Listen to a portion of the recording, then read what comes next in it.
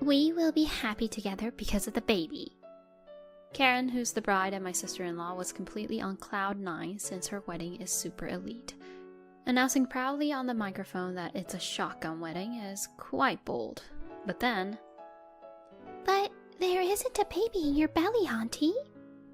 My 5-year-old daughter, who handed flowers to her aunt as a flower girl, said so curiously.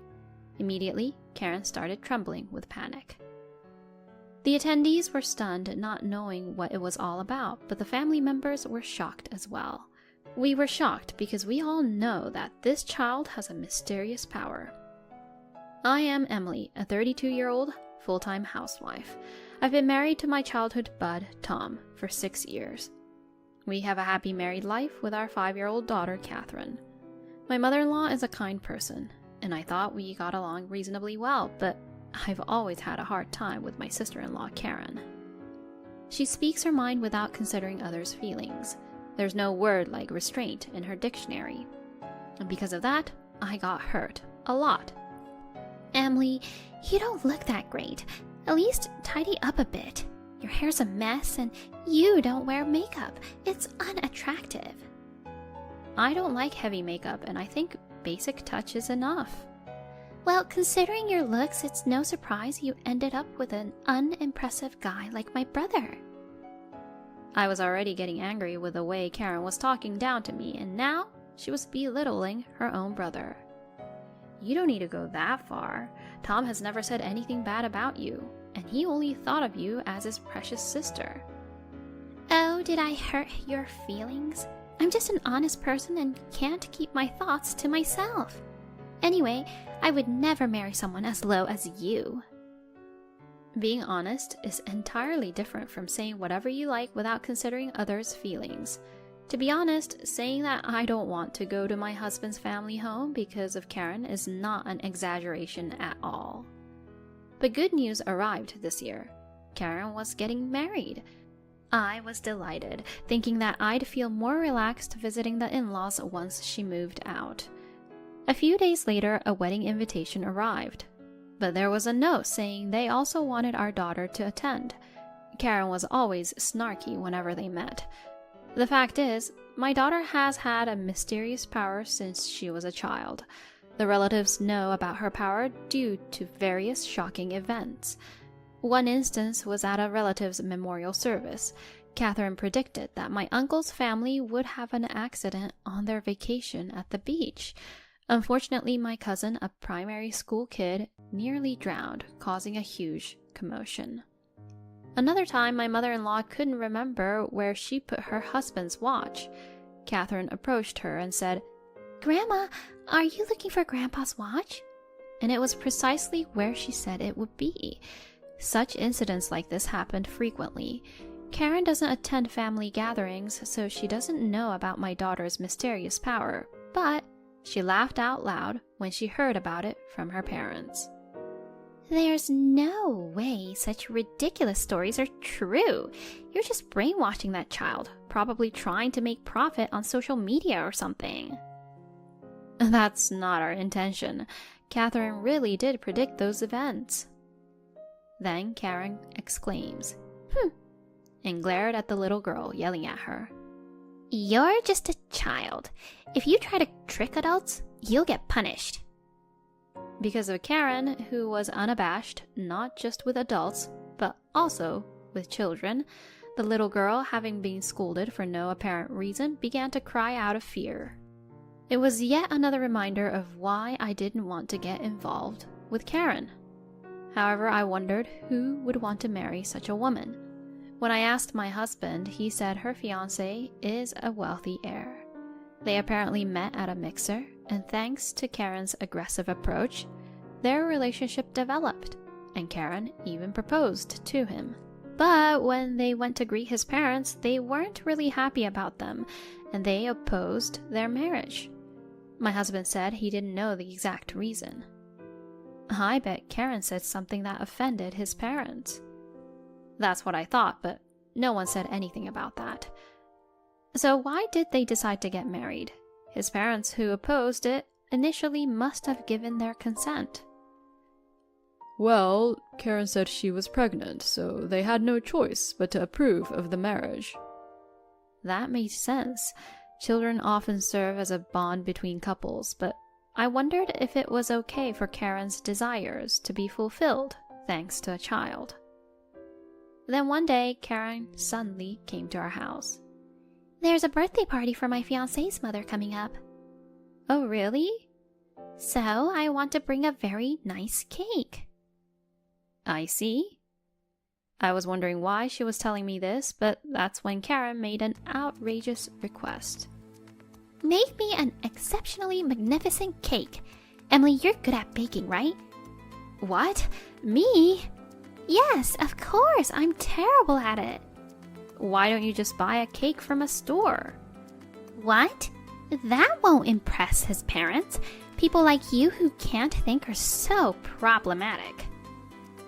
I was so taken aback by her attitude that I could hardly believe she was asking me to do her a favor.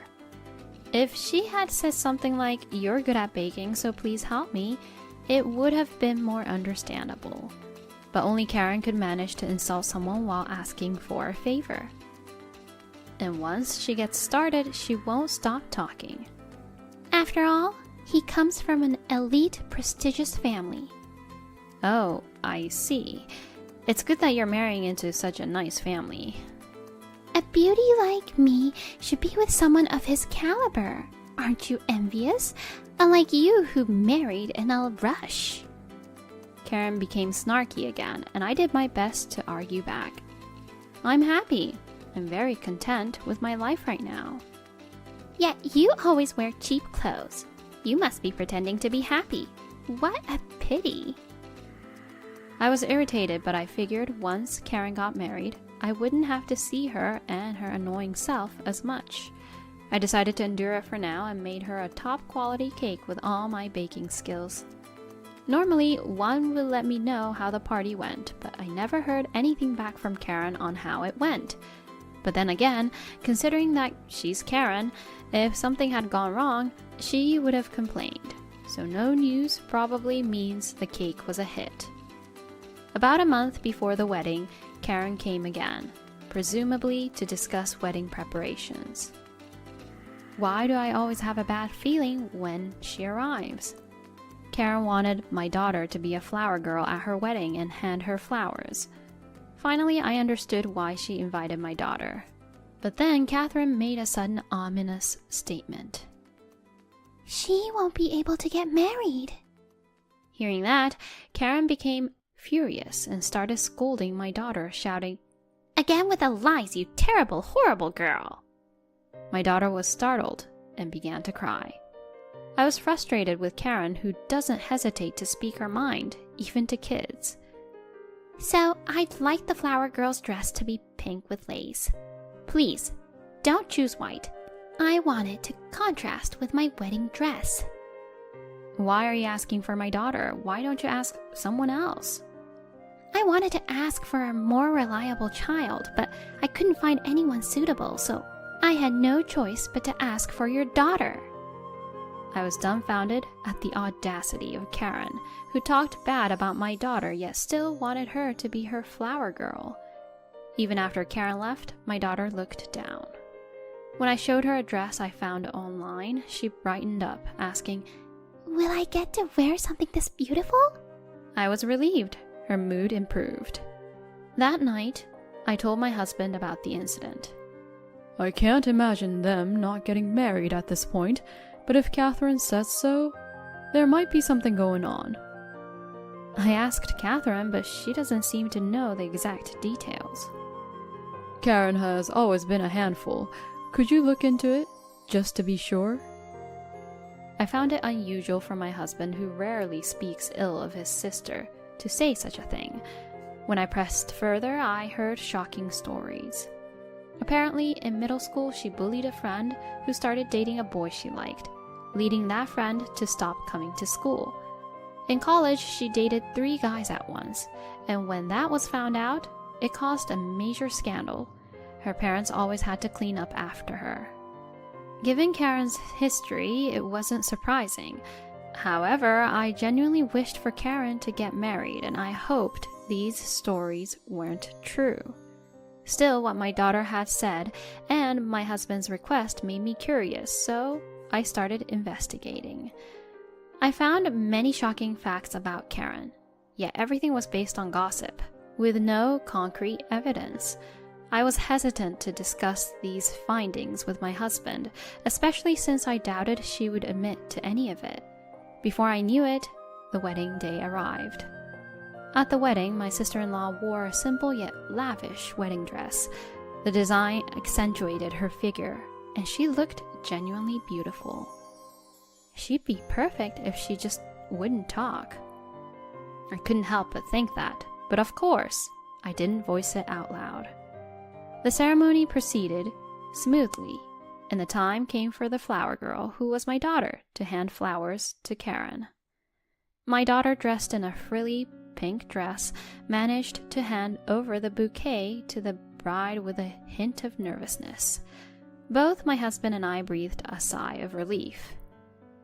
Then, after receiving the bouquet, Karen, grabbing the microphone with her cheeks flushed, made a surprising declaration. I will be happy with the child in my belly. But there's no baby in your tummy, Auntie. Hearing that, Karen started shaking in shock. While the guests looked puzzled at my daughter's words, a buzz of shock ran through the family seats. Did she lie just to get married? Is she not pregnant? They whispered, casting suspicious glances at Karen. The groom's parents stood up, looking furious, and confronted Karen, demanding an explanation. Naturally, they'd do that, as they were initially against the marriage. She's just lying with a wild imagination. The whole family has always had trouble with her, and she's just trying to harass me now. Everyone, please, don't believe what she says. Hearing that, my daughter began to cry. Enough! I can't stand to see my daughter get hurt. In my anger, I couldn't help but speak up in front of everyone. Wait a minute, Karen. For a pregnant woman, you seem to know very little about pregnancy. Maybe what my daughter is saying is correct? Why are you suddenly speaking up like this? I can't just sit by and watch when you speak terribly about my daughter. Let's really see who's lying. I hadn't intended to reveal what I had found out during the ceremony, but I couldn't stay silent. You claim to be pregnant but haven't been to the clinic, right? So you don't have a maternity health record book, no signs of morning sickness, and despite claiming to be 6 months pregnant, your belly isn't showing. What's going on? Well, my belly just doesn't show that much. Anyone can see that your pregnancy is a lie. Are you telling me you lied about being pregnant just to marry me? Well, maybe I misunderstood that I was pregnant. It's just hard to admit now that I'm not. I thought I had to take responsibility. You lied to me. The wedding is off. But we've come this far. Let's get married. This is no joke. Making me feel embarrassed in front of everyone? I don't even want to see your face. Karen, crying, clung to him, but John already made up his mind, and his parents as well. It's your fault the wedding's off. What are you going to do about it? A marriage built on a lie wouldn't last anyway. I'm in trouble without money. I was counting on marrying a rich guy like him. I've heard you have quite a debt. Is that true? How do you know about that? From family and acquaintances, I found out that Karen had accumulated debt supporting a musician she liked. She also spent extravagantly, thinking she'd marry a wealthy man and pay off the debt. But life doesn't always go as planned. Your daughter ruined the wedding, so you should pay off all my debt. What are you talking about? You brought this on yourself. The more Karen shouted and screamed, the more she was met with disbelief and disdain from everyone. The groom and his parents, utterly disappointed, announced the cancellation of the wedding. And so, my daughter's prediction Auntie won't get married came true.